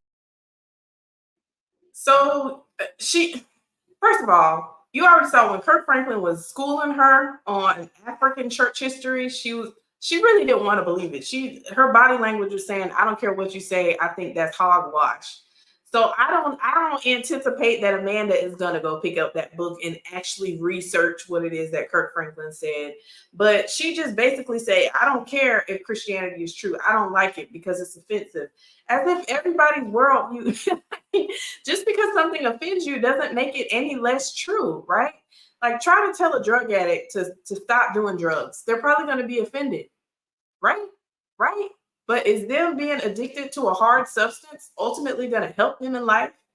If Christianity is true, if God is real, if heaven is real, if hell is real, and someone once you die, you're going to find out for sure whether or not, if Christians were right about the gospel and all that. But you should want to know that beforehand, right? Right? I'm sorry, y'all. My heart breaks for her because I know she's a smart woman, but because she is so in love with the ways of this world and her own views that she is not willing to even investigate truth claims. She's just like, whatever makes you feel good, just do that. But if Buddhism will lead you to hell, if Islam will lead you to hell, if Jehovah's Witness and Mormonism and atheism and universalism and all these things will lead you to hell, then that's worth debating, right? I think so. To this self-help book. That's what I'm saying is that. No, I don't think it's self-help. I think it's I think it's not just self-help, it's also a life path, right? I think that it's guidance, right? It's a North Star, it's a beacon, it's a it's the it's the sensors on your car when you're going, you know, when you're going into the other lane, it goes and it makes you so silly. So like, you know, we all have different things that, you know, not different things. We all have different methods for that. My issue is that I think we end up putting so much effort into, like, I see this on the internet all the time where people like want to respond with like Bible verses to defend. And I'm like, this is irrelevant. Right. Because ultimately, I'm like, you wouldn't have to defend this if you weren't using this to harm. And I can't argue against that. I have no rebuttal to that truth. And I think that has been the most disheartening part of the journey that I've had to walk through over the last 2 decades as a Christian. Harm who? Who are Christians harming today? You know what Christians are doing today? The same thing that the early Christians were doing back in the day, fighting for life. Because, y'all, this whole abortion issue is just so disgusting to me that people will fight to do what they're doing to these babies in the womb. And I'm not saying this to try to make anyone feel bad who may have had that procedure. That's not what I'm saying. But what I am saying is that procedure is vicious. And for me, I wasn't as passionate about that particular issue until I realized the process for abortion and how evil and wicked it is. So I said all that to say, you know, just as we talked about the exposure thing, right? About Romans leaving their kids out for animals to eat them or for them to be just die from the hot sun. Well, that's just as bad as what abortion is today. It's evil. It's disgusting. It's torturing these kids and doing what they're doing to these kids in the womb is something that we as Christians should care about. So Christians are the ones who are really in front of the pro-life movement. And there's plenty of people who aren't even Christians who are pro-life, right? But Christians are trying to save lives. And even with what they're trying to do with kids and changing genders and all this stuff, right? Like, it's getting scary out there. Christians are the ones saying, don't let 5-year-olds, 10-year-olds, 15-year-olds go under the knife before they're even mature enough to understand what it is they're doing. So it's not Christians who are trying to hurt people. And I'm not saying that Christians are perfect. My goodness, we all make mistakes. The church makes mistakes.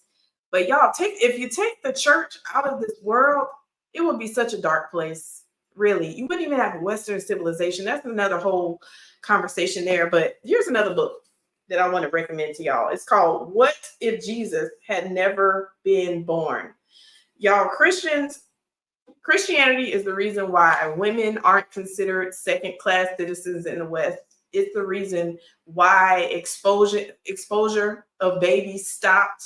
It's the reason why adoptions and hospitals and institutions of higher learning were started. It's because of Christians. Like, even, do y'all realize that certain cultures would practice cannibalism? Christians even help people to realize how evil cannibalism is, right? There's this funny story in the book where this guy, he saw some person holding the Bible, and I don't think they were European descent or African American. I can't remember. I think they might have been, I don't know. But he said, "Oh man, I can't believe you believe that Bible." And the guy basically told him, "Man, if I didn't have this Bible, my ancestors would have been eating you." And it's just like, oh, that's kind of scary, right? Right? But because he was converted to Christianity, the light bulb went off like, oh, I guess cannibalism isn't a great idea. Yeah, that's right. Okay. All right, where was I going with that? So yeah, y'all pick up this book.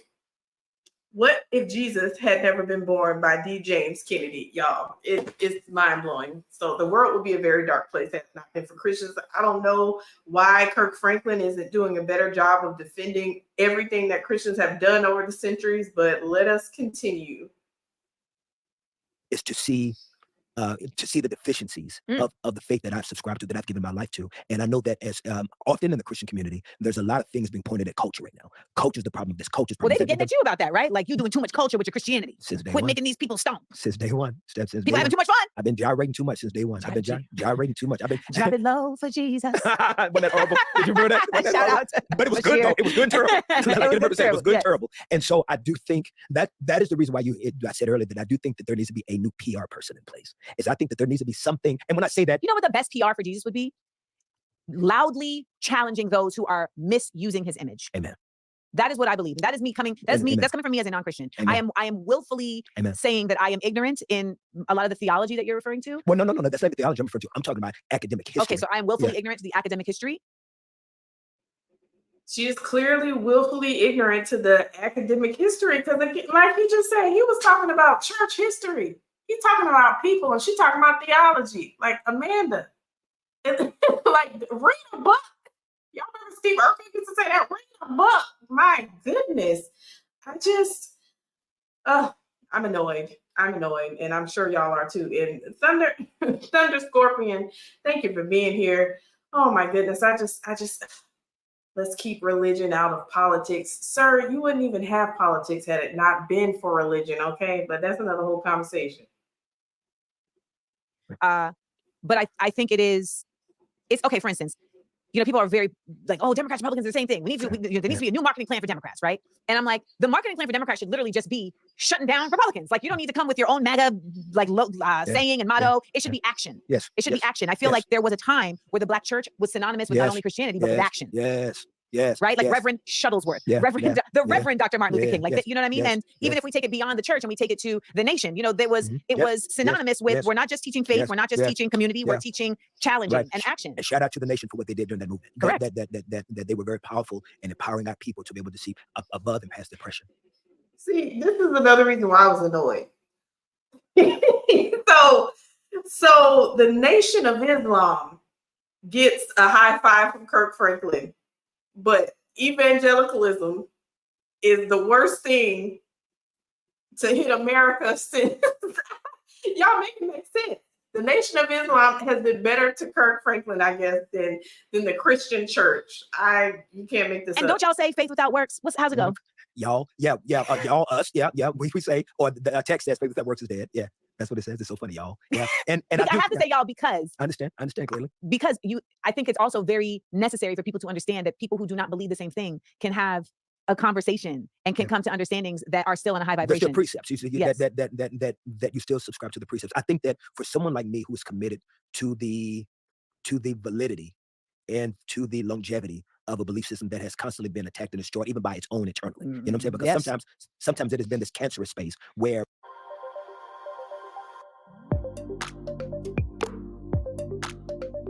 we are destroying ourselves by the execution of being hypocritical in the same love that we say that we need and receive that we don't give to others. And so somebody who's very passionate, as you can see, I'm very passionate and committed to how we love people that we have always painted to be unlovable. And I think that is the most horrific billboard for any belief system that you want people to sign up to.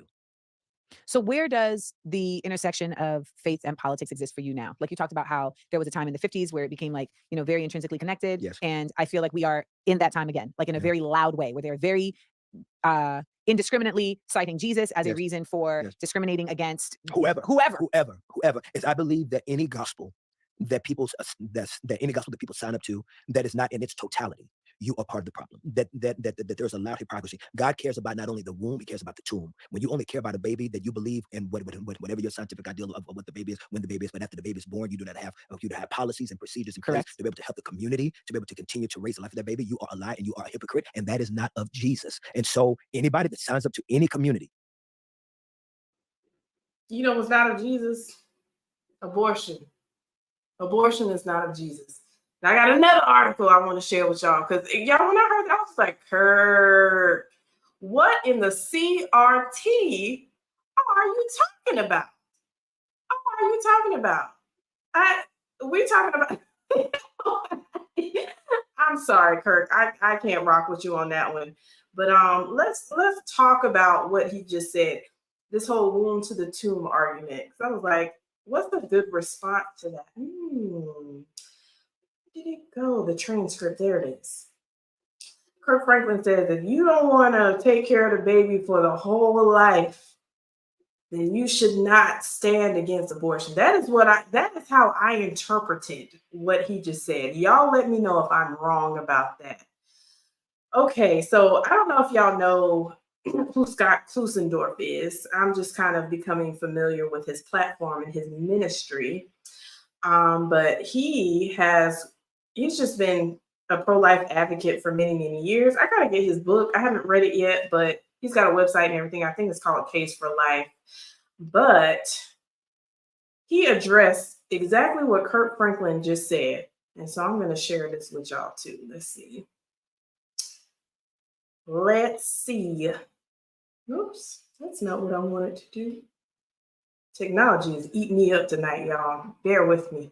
Bear with me. I'm so happy for your patience with your dear sister Titus. Okay. All right, Scott Klusendorf. This is on the Gospel Coalition. All right. It says, as a Christian, I should care about trafficking.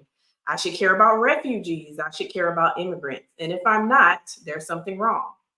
In my Christian worldview, James is very clear that godliness entails caring for the widow, caring for those who are in need. But it does not follow from this, men and women, that the operational objectives of the pro-life movement must be broad and inclusive as well.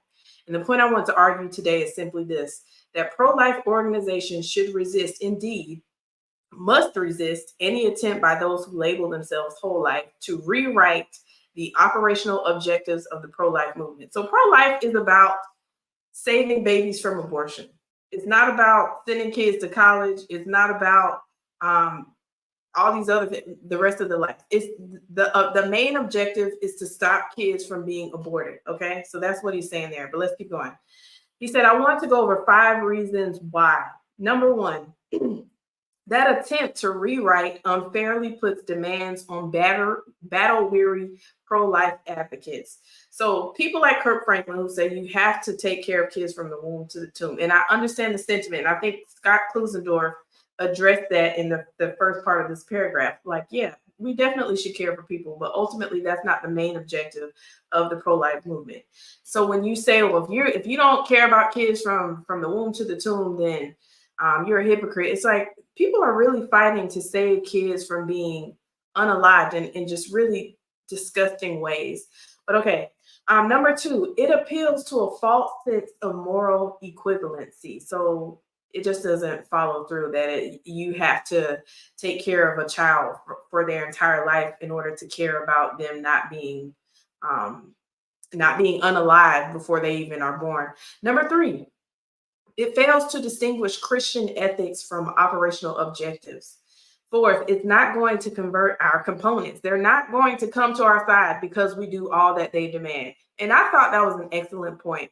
If every single pro-life advocate today said, I'm going to sacrifice my life, my job, my earnings, and do all that just so I can take care of every single kid that I save from ending their life before they're born, would these people stop being pro-choice and become pro-life? No, they wouldn't, because that's not really what they want. They just want to give women the ability to end their pregnancies, or they want to give women the ability to take life, innocent life. So yeah, I think what Kirk Franklin said as a Christian is just deplorable. I cannot support that. I know people have different ideas on abortion. I just cannot co-sign it.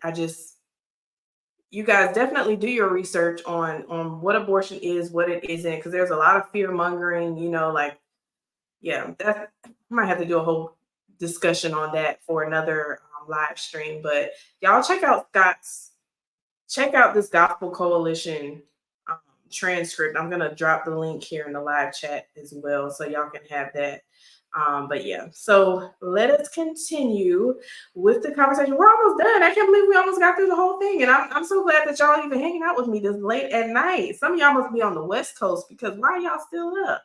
Okay. I'm gonna go back down here. Okay. That does not have the longevity of the heart of what would Jesus do, you are part of the problem and not part of the solution. And that's why I believe that deconstruction of the majority of belief systems in America, that until we acknowledge the sins of our contributions, we're going to continue to see the demise of what Jesus would be within the framework of culture. Can I tell you one of my frustrating things that I witness on a regular basis is people speaking for Jesus. People speak, well, this is, God would do da-da-da-da, and Jesus would do da-da, and I'm like, okay, easy. Yeah. Unless you It's have, a little scary. it is. It's a little scary. And it undermines their belief that he is a higher power. Especially when it's coming from patience. I think that what scares me even more than what you're saying is the arrogance. Yes. That we even communicate what we believe the Bible to say, meaning that there's this elitist spirit that we communicate. That is very much, you're sick, you need help. You need Jesus. Mm. Let me tell you what you need. Do you know what I reply to those people with? What? May the force be with you. but let me tell you, that's so scary. You guys don't understand all the layers in that message right there. But Pro-Jesus, pro-life, period. That's right, Portia. That's right. Y'all, what is Kirk talking about? Man, I really did just forget what he just said. So let me go back just a second because I know he said something crazy. you need Jesus. Mm. Let me tell you what you need. Do you know what I reply to those people with? What? May the force be with you. but let me tell you, that's so scary. You guys don't understand all the layers in that message right there. But see, because I know you, but now I know of you deeper. There's just layers, and that's scary the way you said that. Wow. but I think that it should be very much more of is that the posture should be, instead of the communication coming from the doctor to the patient, it should be, I'm in the same hospital room with you. I'm in the bed next to you. Mm. And I'm saying to you, yeah, man, I know how that feels. Yeah. I can only imagine how that hurts you. Mhm. I've gone through some things too. Yes. Let me tell you about what this guy did for me. Speak on it. And if he did it for me, I know there ain't nothing in your life that he wouldn't rock with you on. And so this high. Do y'all know what that was just now? What he said? If he did it for me. So according to Kirk Franklin, the gospel is, and y'all tell me if I'm wrong in these comments. Did y'all hear what I just heard? The gospel is God did something for me. And if I know if he did it for me, he will rock with you on anything in life. Is that what? Let me. I want to make sure I get his words right. Let's go back just a second again. To those people with? What? May the force be with you. but let me tell you, that's so scary. You guys don't understand all the layers in that message right there. But see, because I know you, but now I know of you deeper. There's just layers, and that's scary the way you said that. Wow. but I think that it should be very much more of is that the posture should be, instead of the communication coming from the doctor to the patient, it should be, I'm in the same hospital room with you. I'm in the bed next to you. Mm. And I'm saying to you, yeah, man, I know how that feels. Yeah. I can only imagine how that hurts you. Mhm. I've gone through some things too. Yes. Let me tell you about what this guy did for me. Speak on it. And if he did it for me, I know there ain't nothing in your life that he wouldn't rock with you on. And so this hierarchy. I know there ain't nothing in life that he wouldn't rock with you on. That's a lie. That's a lie I've heard. Well, there's plenty of things that God does not rock with us on, because God is holy and righteous. And we are people we live in our flesh. And a lot of times we do the wrong thing. And God tells us what's right and what's wrong. And he gave us these 66 books, now today known as the Bible, to make it clear what is right and what is wrong. And this idea of Christians and sinners being exactly the same, we're the same as far as we're all human.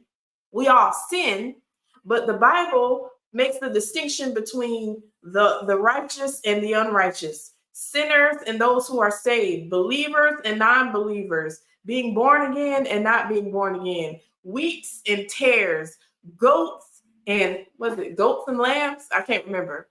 Goats and sheep. Sheep have a shepherd. Okay. As Christians, we have a shepherd. We are covered. Y'all remember when the Egyptians came out of Egypt? The Israelites came out of Egypt in the Exodus. God covered them, the pillar of fire. Like, these are the people of God.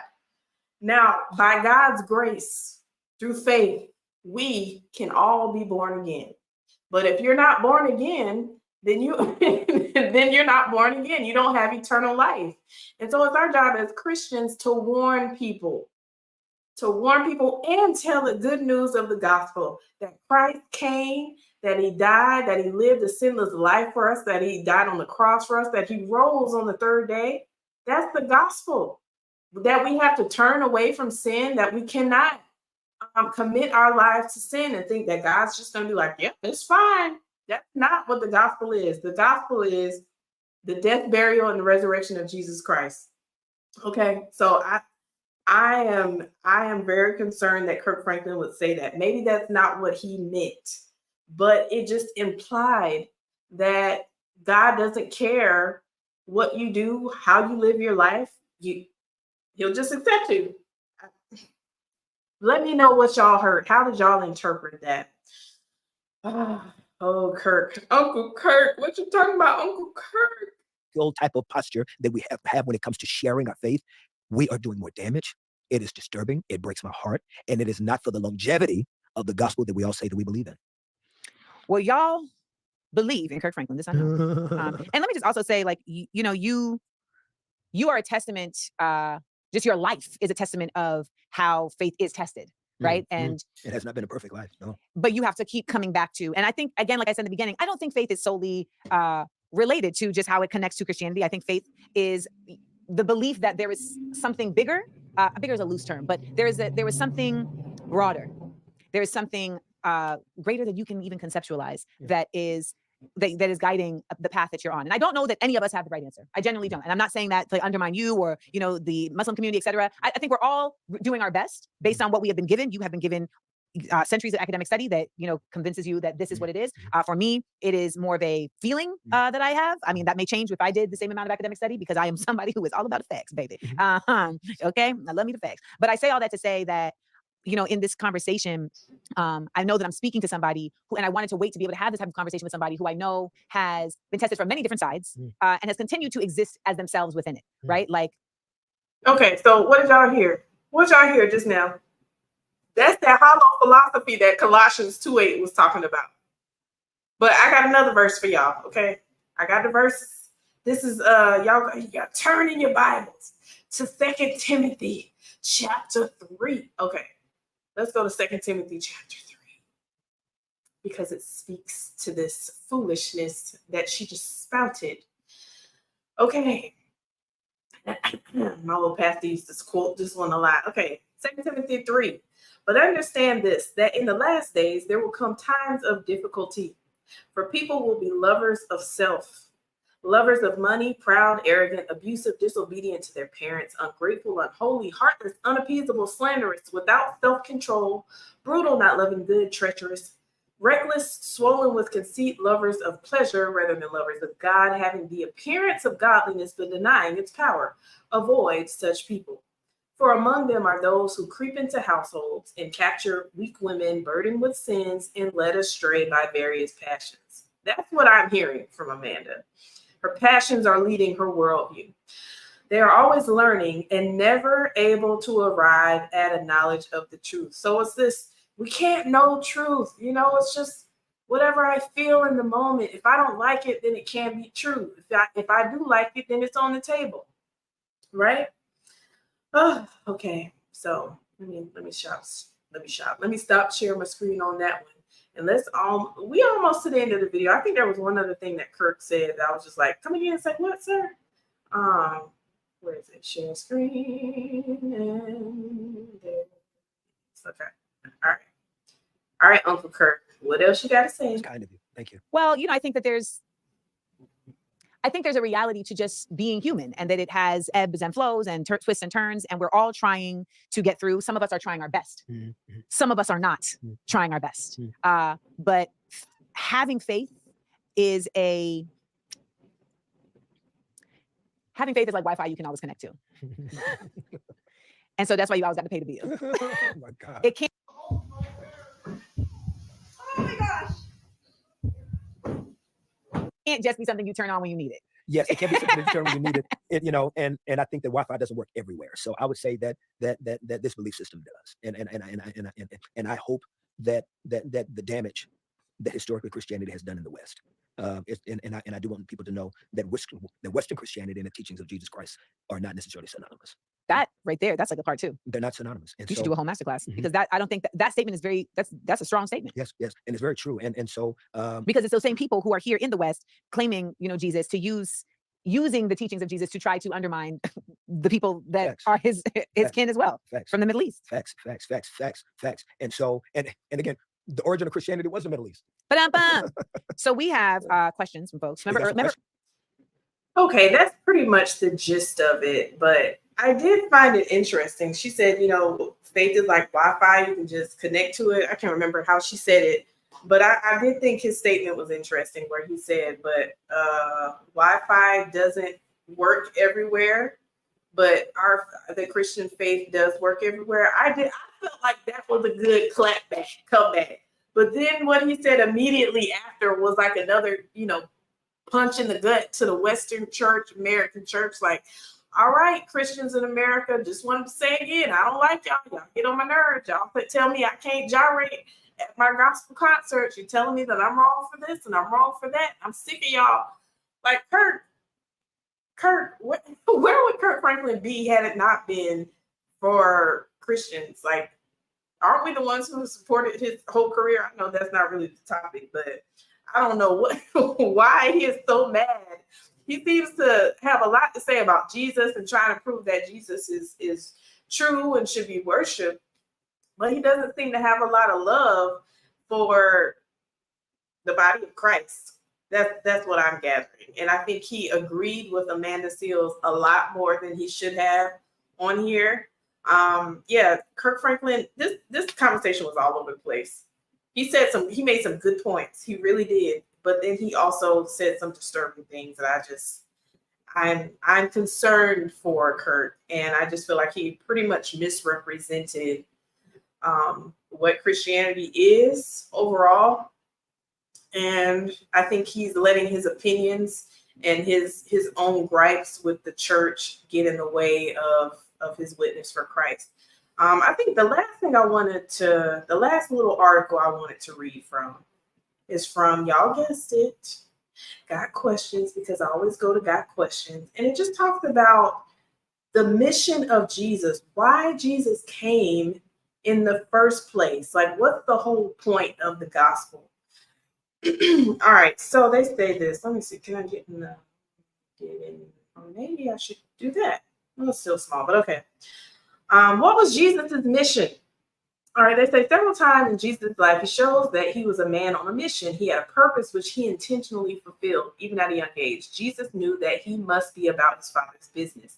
In the last days of his earthly life, Jesus resolutely set out for Jerusalem, where he knew he would be killed. It could be said that the fundamental mission of Christ's time on earth was to fulfill God's plan of saving the lost. Jesus put it this way in Luke 19:10, the Son of Man came to seek and to save the lost. Jesus had just been criticized for going to the house of a sinner. Jesus responded by affirming his mission was to save people who needed saving. Their reputation for sinfulness was not a reason to avoid them. Rather, it was a reason to seek them out. So it's not wrong to see that if someone is living in a sinful lifestyle, doesn't mean that you have to make them or purposely try to make them feel bad. There's all different types of reasons why people live the way that they do. But that doesn't mean that their sin isn't any less sinful. All of us have to acknowledge our sin. That's just really, you can't be a Christian if you deny your sin. Okay. Many times during Christ's ministry, he sought to forgive those whom the self-righteous leaders of the day shunned. He sought out and saved the woman at the well and the Samaritans of her town. The sinful woman with the alabaster jar, and even one of his own disciples. In Matthew 9, once again, Jesus was criticized for eating with tax collectors and sinners. And once again, Jesus responded by stating his mission. I have not come to call the righteous, but sinners. Jesus' goal was to save. It was a goal that he reached. I have brought you glory on earth by finishing the work you gave me to do. All through the Gospels, we see Jesus call to repentance and forgive the worst of sinners. No one is too sinful to come to him. In fact, he goes after those who are lost, as the parables of the lost sheep and the lost coin show. In the story of the prodigal son, Jesus teaches that God will always welcome with open arms those who come to him with a repentant heart. Even today, Jesus continues to seek and save those who humbly place their faith in him. So it's okay to talk, like, this whole conversation about sin and all that stuff that people want to avoid. Again, sin is not the gospel, but it's a part of the conversation. Like, people should acknowledge, like, I've done something wrong. I need to be in right standing with God. I don't see what's so hard about that. God, I'm sorry. God, I'm wrong. And God's like, okay, good enough. I'll take it. Turn away from your sin. So Kirk and Amanda, it's just her worldview. What she described was pantheism, really, this idea that everything is God. I'm a God, you a God, she a God, we a God. Like, when people say that kind of stuff, it doesn't make any sense, because you're basically saying humans are no different than animals, than inanimate objects. It doesn't make sense. It's like there's no difference between my laptop and my life. So if I see a dead deer on the side of the road, that's no different than me seeing a person on the side of the road. Like, there should be a difference. We are not all the same. Humans are made in the image of God, but we are not God ourselves. But that's ultimately who the God of Amanda Seals is. She has become her own idol. And that's just not going to work out for her if she doesn't turn away from her sin. I like what y'all were saying in the live chat. Definitely pray for her. She's clearly a smart woman. I did respect some of the statements that she said. There was some truth in there, but she clearly hasn't done her homework on this. I hope that she does, because eternity is a very important topic. And really, pantheism just doesn't work out. I'm reading this book by Hugh Ross called The Creator and the Cosmos. And it just talks about how, I'm going on a tangent tonight, but before I let go, we're gonna talk about this Hugh Ross book. And I'm probably going to do another whole conversation or video on that too, but it's impossible that there was not a creator. And the reason we know that there was a creator, who can't be humans, because humans fit inside of time. We have a creator who fits outside of time, okay? But we know that the universe is not the creator, because the universe is not eternal. Did y'all know that scientists overall agree that the universe had a beginning? And why do we know that? It's because the universe is expanding. It's still expanding at a slower rate, but it is still expanding, right? So because the universe has a beginning, it must have a beginner. It must have a designer. It must have a cause. The cosmological argument says that anything that begins to exist must have a cause. And so what's the syllogism there? Well, the universe began to exist. And so if anything that begins to exist has a cause, and universe must have begun. Well, I messed it up. The universe began to exist. So therefore, the universe has a creator. I'm messing it up. Anyway, cosmological argument. Y'all know what I'm trying to say. I said all that to say atheism don't make no sense. Pantheism don't make no sense, because then Amanda would also have to say the same Republicans and other folks that she don't like. They're God, according to her. We're all God, according to her, and magic and everything else. She's just making it up as she goes along. Anyway, thank you guys for hanging out with me. Please remember, again, I have set up channel memberships. So please, if you support what I'm doing and you want to see the channel grow, first of all, like this video, subscribe to the channel if you haven't already, because what you guys do really helps these videos get out and reach more and more people. But if you want to support me financially, please consider becoming a channel member. You can just hit the join button. I think it's right. If you go to my YouTube channel, just go to the main page and you should see the join button. There's like different tiers, but I'm going to be putting out more content specifically for people who sign up to support the channel. So I love you guys. Thank y'all for rocking with me. Let me know in the comments how y'all feel about this whole conversation, the things that you agreed with Kirk on, the things that you didn't agree with Kirk on, because there's so much to say. But yeah, y'all have a blessed night. I will be editing out all the mistakes from the early part of this live chat. So if anybody wants to rewatch this again, you shouldn't have to suffer through that. But mistakes happen. I'm human, right? Right? Okay. All right. Let me see. I want to make sure anybody didn't say anything. Y'all the bomb. Y'all the bomb. I got the best followers in the whole wide world. Okay. All right. Y'all be blessed. Happy Tuesday and good night.